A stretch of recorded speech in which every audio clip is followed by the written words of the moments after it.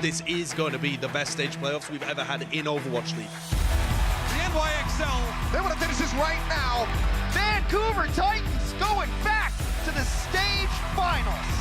the spark will not be stopped. Houston continues their tear through stage 3. San Francisco Shock looking to repeat. Dynasty! They make me look like a fool! And the Shanghai Dragons, they are going to the stage 3 playoffs. The Los Angeles Valiant are the first team to deliver a loss to the Vancouver Titans in the regular season. Welcome to the Overwatch League. Say goodnight.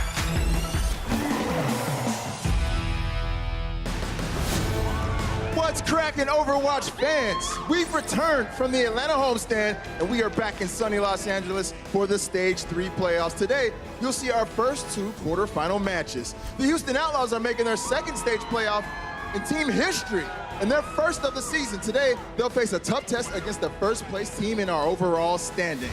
That team, of course, is the Vancouver Titans. The Titans lost their first match of the regular season in Stage 3, so they are actually the number 2 seed in our tournament this weekend. That tournament gets underway in 30 minutes. Fans are packing into the Blizzard Arena to see some exciting playoff level Overwatch on our big stage today. Welcome to the Watchpoint pre-show presented by State Farm. As always, I am Malik and joined by Zoe, Brent, and Josh, or Sideshow. Guys, how was your day off? You guys enjoy yourselves? I enjoyed myself a lot. Yeah. How did you get that past security? Okay. Playoffs, baby, let's go! It's a You've celebration. made such a mess. Yep, You I have love it. just made a Sorry horrible to mess. the cleaning crew. I'll do my best to clean it up. There's a reason we do that kind of stuff at the end of the show. I'll do my best to clean it up.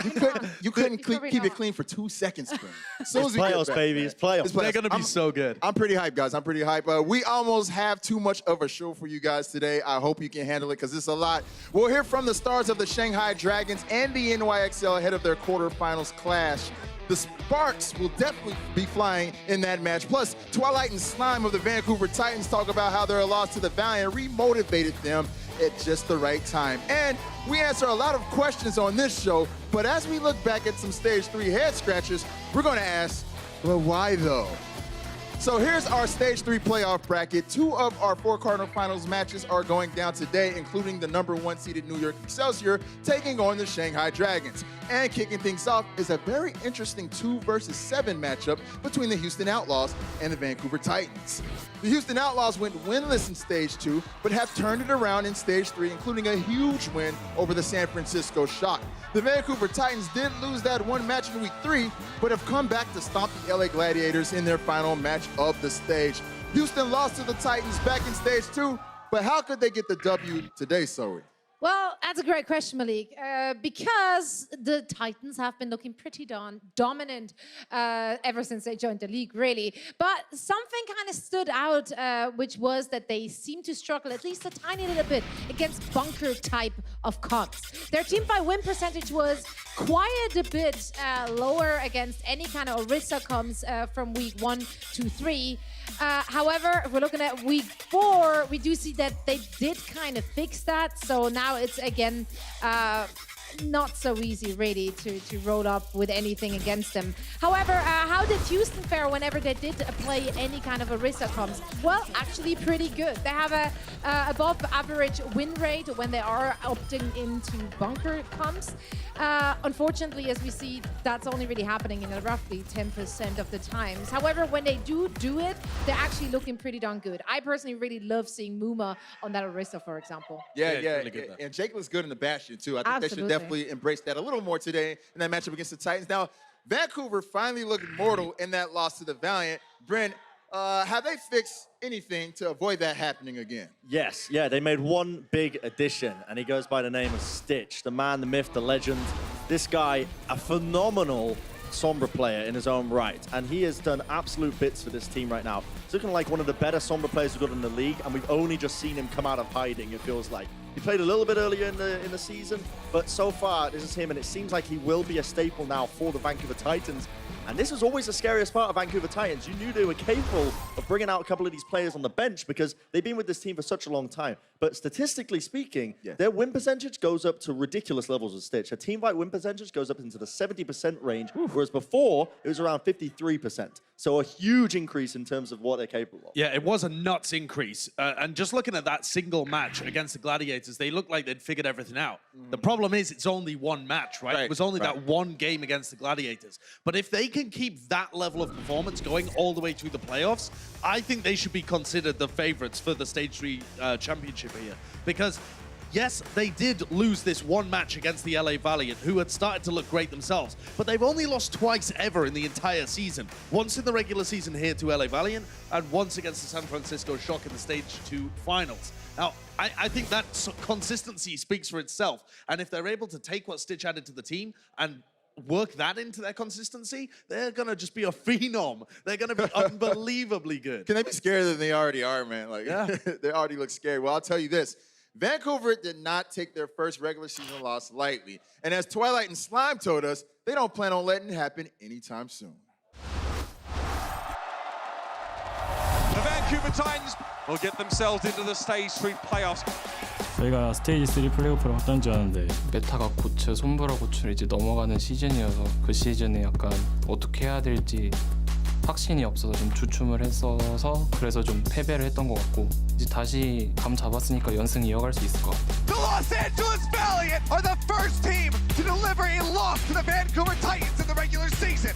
저희가 이제 발리언트에게 첫 패배를 했는데 뭐 연승 깨진 건 많이 아쉽지만 그래도 그 점으로 인해서 더 발전하고 단단히 뭉치는 계기가 된 것 같아요. That's going to be it. The Shock have done it. They are your Stage 2 champions. 강팀이라 불리는 쇼크는 저번 스테이지 2를 이제 저희를 이기고 우승해서 좀 자신감이 쭉 올르셨는데 다시 만나면 그 자신감 싹 다 깎아버리겠습니다. He comes through this side room, I believe, and hits a boot. All three into the self-destruct.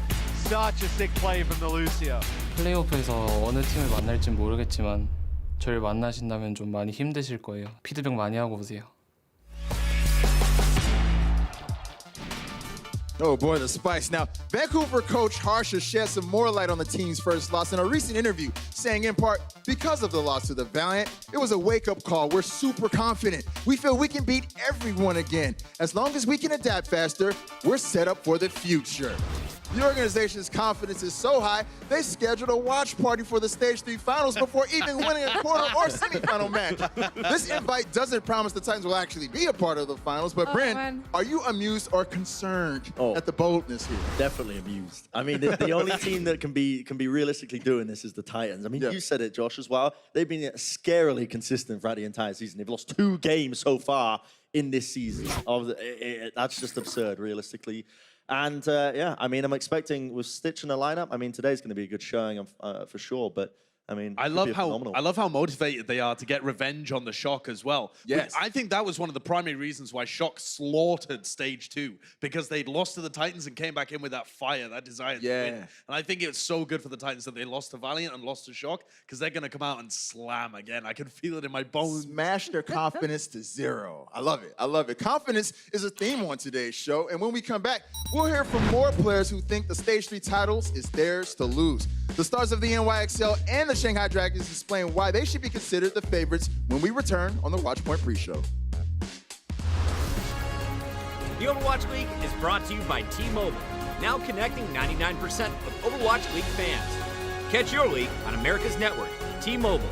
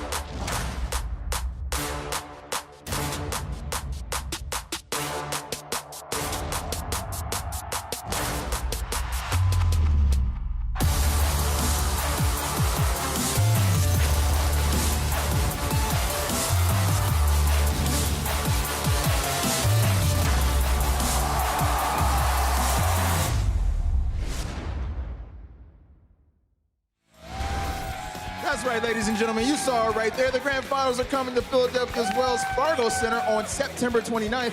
Make sure you head on over to OverwatchLeague.com and get your tickets now for the biggest Overwatch event in the world this year. But for now, though, we're trying to settle the Stage 3 championship.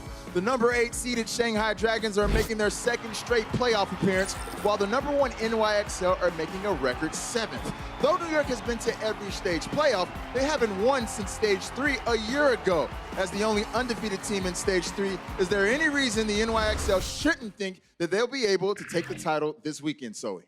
I mean, technically, no, right? The numbers do speak for them, and they have been a very dominant team ever since they joined the league. Now, what adaptations did they actually make this season? Honestly, not that many.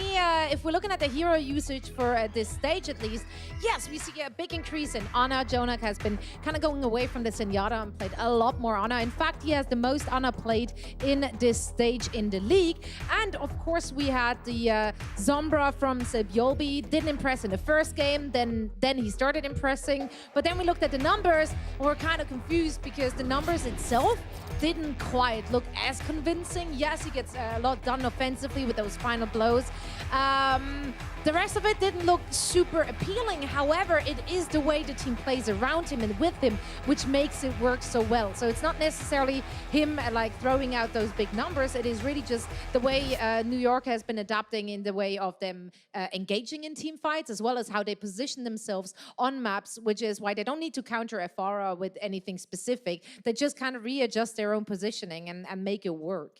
Yeah, I think a big part of that as well is like you hit on the numbers aspect, not showing the full story. And in particular, Sebiobi is very intelligent with the way he uses his hacks as an individual. And this is something we've been hitting on for quite some time. And you notice as well, his EMP efficiency, not that high in the league, but this is the reason why. He picks out the key targets. He knows which ultimates are coming online, gets the hack in the nick of time. Look at this next one. Badosin, he knows he has the nano, hacks him up, doesn't let him use it to try and win this team fight, takes him out, and doesn't allow the win conditions in a lot of these team fights. And that's what makes Sebiobi such a good Sombra player. Doesn't really show in the numbers too much, but in his individual play, it's top notch. I think if the Shanghai Dragons want to come out here and make it a competent game and make it close, it's got to be on the back of DM and Ding, because they've got to start throwing curveballs in to push the NYXL away from what they're comfortable doing. And there couldn't really be a better DPS duo to push people outside of their comfort zone. Back on the DM Ding train? Yeah, I'm very firmly, I've always been on individually the DM and Ding train. I never left, Bren. The train has had me aboard the entire time. These two are unbelievably good. Now, the Shanghai Dragons as a team, I don't think are the greatest team at getting the most out of them. But sometimes when Youngjin has a beast of a performance like we saw last week in Atlanta, and DM's just hitting every shot imaginable, this team can do scary, scary things. And I think even if they end up getting into a DPS mirror with NYXL, it's going to be really... It's going to be crazy to even think about who's going to come out on top. Yeah. You'd expect it to be NYXL with all of their crazy players, but DM and Ding will give them a run for their money, I think. I mean, many people will argue that they're the best DPS combo that we have here in the league. So. I mean, I will. Malik, I'll argue it until the cows come home. Josh that will argue It that. might just be me. Oh, yeah. Also, can we never say Ding Train again, Bryn, please? Can we just never I say that didn't again? say the Ding train. Someone said it. I heard it. We need to kill that terminology forever. But guys, this is the 6th meeting all time between these two franchises, with New York winning all the previous 5 matchups and only surrendering 1 map ever to the Dragons. DM and Shanghai maintain Gamsu told us that they plan to rewrite the history of this rivalry today. But NYXL superstars Jonak and Sebiobi disagree. We caught up with all 4 last week in Atlanta to discuss today's huge matchup. When you take a look at where the Shanghai Dragons sit in the Stage 3 standings, they are on the edge of making playoffs. A win and you're in situation. It's happening. Carpe versus DM, Widow versus Widow. It is do or die for them. NYXL looking for that perfect stage on the cusp of it. And if you can get it, be able to clinch that #1 seed moving into the Stage 3 playoffs. And the Shanghai Dragons, with a kill on the Carpe, have done it. They are going to the Stage 3 playoffs. Shanghai Dragons seal the series. They close out the match, and they have the perfect stage, 7-0. This has been their best stage. They're getting hot at the right time. 작년마다 이 팀이 잘하고 있는 것 같아요. 많이 달라졌다. 지금까지 항상 해왔기 때문에 잘할 수 있을 거라 생각합니다. 경력이 좀 많은 거죠. 맞지? 야야. 가능성이 충분히 있다고 느꼈어요. 저가 들어가서 이제 만약에 1승을 챙긴다면 그것만으로도 엄청 큰 대성공이지 않을까. 이번 스테이지 프로의 뭐 다른 점은 1, 2 스테이지 두 번 다 좀 다 아쉽고 좀 패배해가지고 분노 상태라 더 잘할 것 같아요. 멤버를 보고 바로 알았습니다. 이 팀은 이제 더 이상 40회 팀이 아니다. It's going to be NYXL with the Dragons.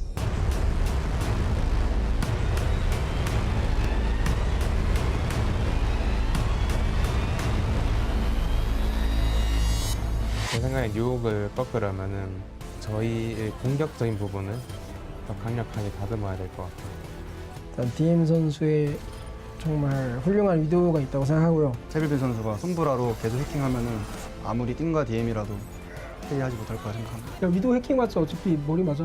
수면 쪽 먼저. 많이 고쳐서 강적인 뉴욕 엑셀시어를 무찌르도록 하겠습니다.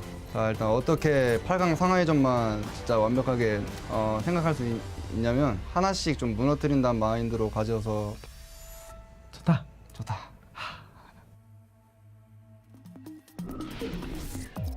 Jonak is enraged, scary words if there ever were any. And we know he is a basso in Zenyatta, but as Zoe mentioned before, he led the league in Ana play in Stage 3. And as you might expect, his stats are at or near the top of the league in Stage 3, especially in those offensive categories. We've been watching and talking about Overwatch for 7 total stages between last season and this season. We like to think we're experts, but there are still some moments and decisions that we have us asking, but why though? We'll ask those questions next on the Watchpoint pre-show. The Overwatch League is powered by Intel. Game, record, stream without compromise on Intel Core i7. And by Omen by HP, the official PC and display of the Overwatch League.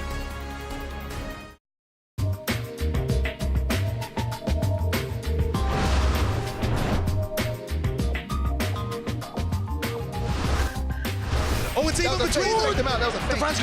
Mangachu's got a mad health advantage. This is the first time we've seen that. Right there, and that is game. Mangachu is the toilet lord.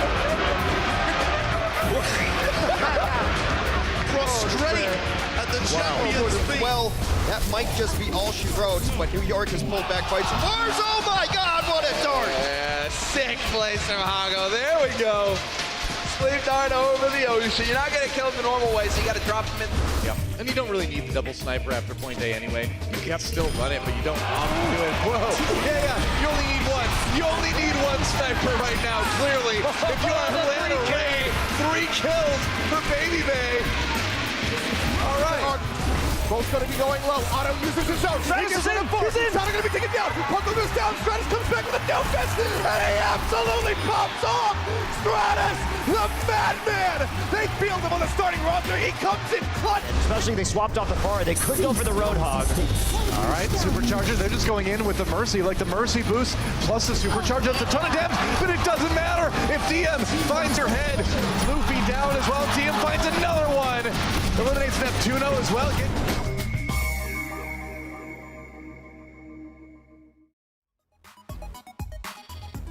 We never get the answers, but it's time to ask the frustrating question, but why though? Zoe, start us off. All right, here it is. Fisher, let's talk about Fisher. He retired, and but why though? Like, why couldn't he just join a 4th or a 5th or even a 6th team? Yeah. Why weren't other people willing to at least give it a try? He's so talented. It is such a shame and so weird to see someone with such incredibly individual skills to actually retire from the Overwatch League, where he truly belongs, except from, I don't know what issues were going on, to be perfectly honest. I guess we all know. But why though? Why though? Yeah. On the topic of main tanks, I'm looking at one boy, Janus, however you want to say it. Pronounce it like the, was it Greek gods? I don't know. Who knows? Sure. Roman, but all right. But why though? Why are you playing Wrecking Ball into Sombra, bro? Huh? What's going on here? Look, EMP, oh, you're a walking potato. Oh, you're dead. See you later. Oh, wait, you getting out? No, not quite. Hacked up. See you later. You're gonna die. Don't do it. Why are you doing it? Don't do it. Stop doing it. again, I've given so much coaching advice to the Mayhem. You truly are the Mayhem. biggest brain Justice. we've ever known in the Overwatch. 5 head, 6 head, 7 head. I mean, All right, it goes up. here's my question mark. The San Francisco Shock, all this stage, have been complaining about Sombra. Sombra's broken. Sombra's overpowered. The best hero in the world. She's dishonest, all of this stuff. And yet they don't run them. They don't run the Sombra. They're like, the Sombra's fantastically powerful, but we're not going to run her. But why, though? Why not? I mean, they literally rank 20th in Sombra usage across the league. They don't play her. They just play traditional GOATs. They have honor, Josh. Their win rate is actually pretty good when they play with them. They're not dishonest. They have honor. Apparently so. I mean, I like to lose. I would rather have wins than honor, and we'll see how it works out in stage 3 for the Shock. And if they end up losing, they'll be asking themselves, but why though? Yeah. True talk. I think it's a respect thing, though. You know, they want to win respectably. Yeah. Speaking of respect, you know who I respect? Who? Corey. Okay. All right. But why? Why, oh, why is he on the Washington Justice? He's so good. He is so incredible good. I mean, look at those numbers. And he's pulling off these numbers despite being on a team which is frankly not doing too hot. Imagine what this young man could do if he were on a different team. Or just around different players. Why, though? Yeah, why could they win with such why? a good player? Young Jin, Shanghai Dragons, talking to you, bro. All right, listen. But why though? Listen, let's play this one. You remember this one? Oh, no. Yeah. I'm playing it out again. Oh, Bren, why are you pulling it back? But why though? What are you doing? And this one here, this was recently. You remember this? Hook someone and just walk off the point. What are you doing, Sonny Jim? Sort it out. Let's objectives. I mean, he's probably been playing too much quick play. Again, this happens from time to time. The pros that don't want to play I'm ranked. saying he's asking the question a lot of players in comp ask when they see the payload or any objective. But why though? Why would I even bother getting onto it? Right. I want to ask the Florida Mayhem a question as well. You have such talented players in your Mayhem Academy, but you ignored them completely.